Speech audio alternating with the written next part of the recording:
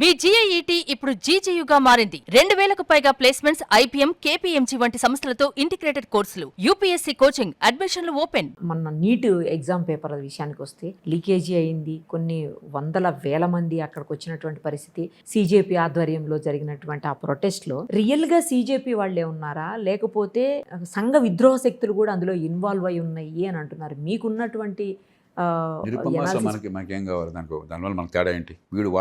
వీళ్ళని తిట్టుకోవడం కోసం తప్పితే మనకేమిటి? 100 మంది గుమ్ము కొడితే ఒకటి జోబు కొట్టేవాడు ఉంటాడు, 1000 మంది కొడుకుంటే ఆడపిల్లని 7 వేధించేవాడు ఉంటాడు. అది కాదుగా ముఖ్యం. ఇందాక చెప్పాను, ఈ దేశంలో ఆర్థిక నమూనాలో ఉన్న లోపాల వల్ల కోట్లాది మందికి ఎదిగే అవకాశాలు దొరకటం లేదు.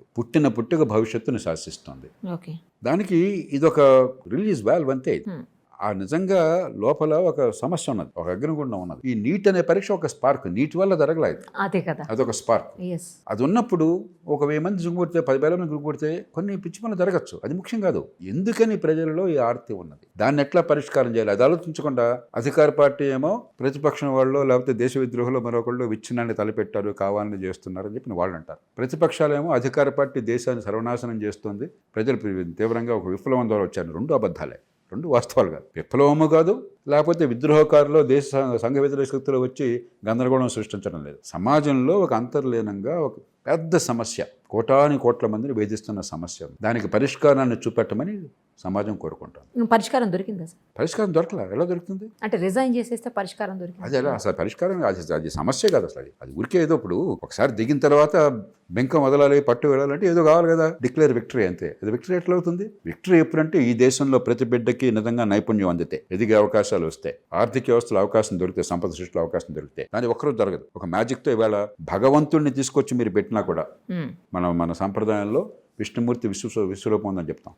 ఆ విశ్వరూపంతో కృష్ణుడు వచ్చి ఇక్కడ చేసినా కూడా ఒక్కరోజు జరగదు. ఒక 10-15 ఏళ్ల పాటు ఒక యుద్ధ ప్రాతిపదికన ఈ దేశంలో ఆ మౌలికమైనటువంటి ఈ పంథా మార్చడం కోసం అన్ని పార్టీలు కలిసి, రాష్ట్రాలు జాతీయ స్థాయి కలిసి, సమాజంలో అన్ని వర్గాలు కలిసి పూనుకోవాలి. అంతేగాని ఇదేదో ప్రధానమంత్రి ఇట్లాంటివి వచ్చేది, ముఖ్యమంత్రి ఇట్లాంటివి వచ్చేది మ్యాజిక్ ఏం లేదు. ఆ భ్రమంలో ఉంటే దేశం చాలా ప్రమాదంలో పడుతుంది. మరి CJPకి ఆ స్థాయి ఉందా సార్?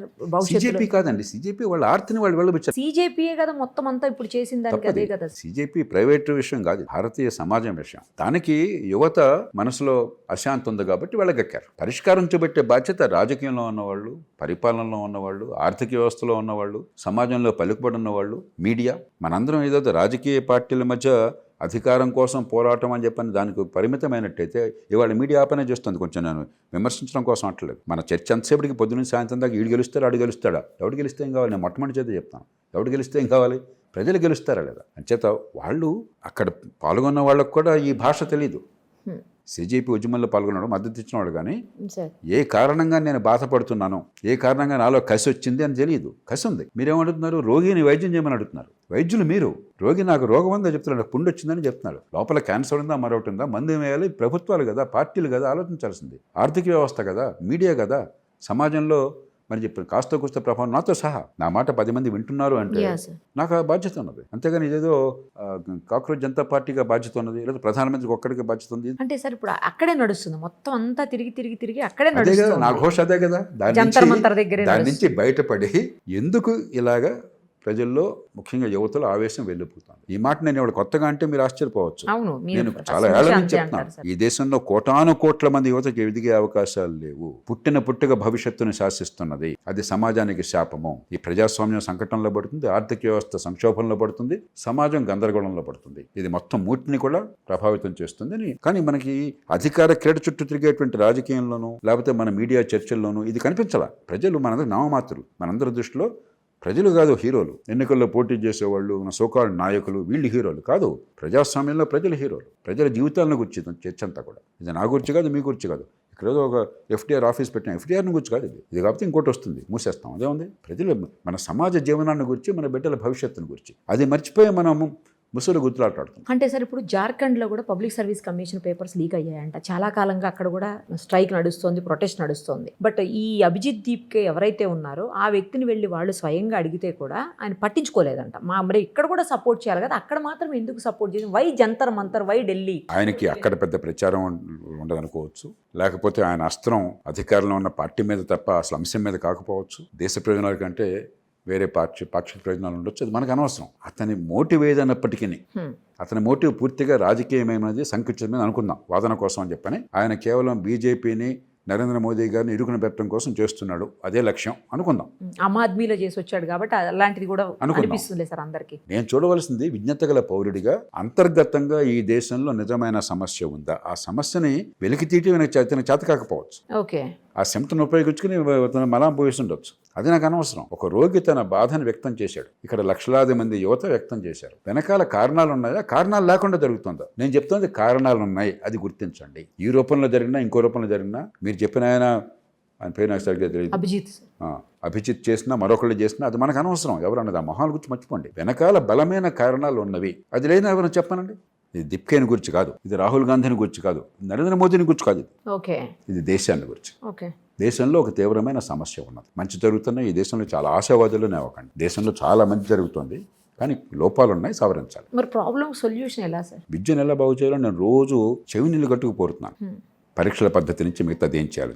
అట్లాగే చిన్న పట్టణాల అభివృద్ధి, అంత నగరాల చుట్టూ కాకుండా. అట్లాగే లేబర్ లాస్ కంప్లీట్గా రిఫార్మ్ చేసి కోట్ల మందిని, ఉదాహరణకి చైనాలో మనము చైనా పత్తిని సుమారుగా సమానంగా ఉత్పత్తి చేస్తాం. ఈ కాటనా సార్? పత్తి అదే కదా ప్రపంచంలో నెంబర్ 1 మనం కూడా. చైనా మనకంటే 4-5 రెట్లు ఎక్కువ ఉన్నది ఆర్థికంగా. తలసరి ఆదాయం మనకంటే 4-5 రెట్లు ఎక్కువ ఉన్నది. మనకంటే పారిశ్రామికీకరణలో కానీ లేకపోతే హై టెక్నాలజీలో కానీ చాలా ఎక్కువ స్థాయిలో ఉంది. అమెరికాతో పోలిస్తేనే మంచి స్థాయిలో ఉంది. మనతో ఏముంది, ప్రపంచాన్ని వాళ్ళ గడగడలాడించే స్థాయికి మ్యానుఫ్యాక్చరింగ్ వెళ్ళింది. చైనాలో పనిచేసే జనాభా తగ్గుతుంది. వాళ్ళు 1 చైల్డ్ ఫ్యామిలీ నామ్ చాలా కాలం పాటించడం వల్ల పనిచేసే కార్మికుల సంఖ్య తగ్గిపోతుంది. అయినా కూడా చైనా ఏడాదికి $325 బిలియన్ వస్త్రాలను ఉత్పత్తి చేసి లోకల్గా అమ్మటం కాదు, ఎగుమతులకి అంత ఎగుమతి చేయగలుగుతున్నారు. కోట్ల మందికి కేవలం ఈ రంగంలో, టెక్స్టైల్ గార్మెంట్స్ రంగంలో ఉపాధిస్తున్నారు. మనం ఉపాధి కావాలి, నాకు జీవితంలో రెక్కాడితే కానీ ఒక్కడి పరిస్థితులను ఉద్యోగ భద్రత కావాలి, మధ్యతరగతికి వెళ్ళాలని చెప్పిన కోరేవాడు కోట్లుగా ఉన్నారు. సర్ప్లస్ లేబర్ ఉంది, నిరుద్యోగం ఉందని మనం చెప్తున్నాం కదా రోజున. మన దేశంలో మనం ఎగుమతి చేస్తున్నది బట్టలు $40 బిలియన్.